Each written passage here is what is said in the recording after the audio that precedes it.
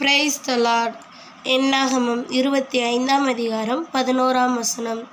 நான் என் எரிச்சலில் இஸ்ரவேல் புத்திரரை நிர்மூலமாக்காதபடிக்கு ஆசாரியனாகிய ஆரோனின் குமாரனான எலியாசாரின் மகன் பினேகாஸ் என் நிமித்தம் அவர்கள் நடுவில் பக்தி வைராக்கியம் காண்பித்ததினால் இஸ்ரவேல் புத்திரர் மேல் உண்டான என் உக்கிரத்தை திருப்பினேன் சொல்லி ஆண்டவர் சொல்கிறாரு. திருப்பினான். பக்தி வைராக்கியம் காட்டினார் பினேகாஸ். எதுக்காகனா மோவாபியரோட சேர்ந்து மோவாபிய குமார்த்திகளோட சேர்ந்து இஸ்ரேல் புத்திரர் வேசித்தனம் பண்ணுறாங்க. அப்போ அவர் என்ன பண்ணுறாருன்னா சிம்ரி கஸ்பி. சிம்ரி சிமியோனோட அந்த வம்சத்தில் உள்ளவங்க தான் சிம்ரி. மீதியானிய ஸ்திரீயோட சேர்ந்து குத்துப்பட்டு இறந்த இஸ்ரேல் மன்னன் பேர் சிம்ரி. சிமியோனியரின் வம்சத்தில் அவன் பிரபு. அதே போல் கஸ்பிங்கிறவன் மீதியானிய ஸ்திரீ. அந்த ஸ்திரீ என்ன பண்ணுறான்னா அவங்களோட சேர்ந்து இவர் வேசித்தனம் பண்ணுறாரு. வேசித்தனம் பண்ணுற இடத்துல போய் இவர் ஒரு அம்பை பின்னாடி இருந்து குத்துறாரு.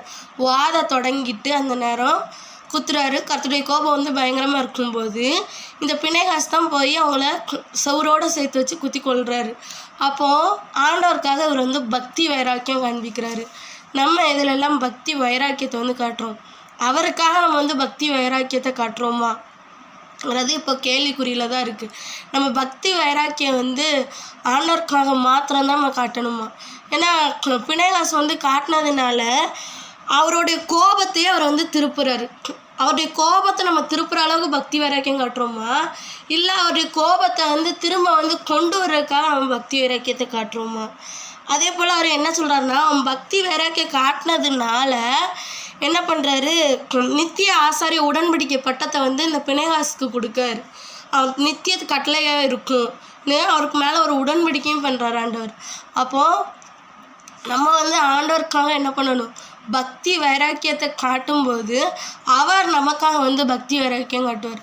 எப்படி சொல்கிறதுனா அவருக்காக நம்ம ஒரு ஸ்டெப் இறங்கி போனோன்னா அவர் பல ஸ்டெப் நமக்காக இறங்கி வருவார். நான் ஒரு காரியத்தை குறித்து யோசிக்கும்போது அவர் இப்படி பேசும்போது என்ன சொன்னார்னா, நீ ஒரு அடி நீ எடுத்து வைங்க, நான் கூட பல அடிகள் எடுத்து வைப்பேன்னு சொல்லி அவர் சொல்கிறார். அப்போது நம்ம நம்ம லைட்டாக அவர் அந்த வாதை நிறுத்துறதுக்காக அவர் குத்தி கொன்னார். அதுக்காக அவர் பல அடிகள் எடுத்து நித்திய உடன்படிக்கை ஏற்படுத்துகிறாரு. நம்ம ஆண்டவருக்காக பக்தி வைராக்கியத்தை காட்டுவோம், நமக்காக அவர் பக்தி வைராக்கியம் காட்டுவார். இன்னொரு இடத்துல ஒரு வசனம் என்னென்னா, பிதாவின் முன்பாக நம்ம மனுஷங்க முன்னால் அவரை குறித்த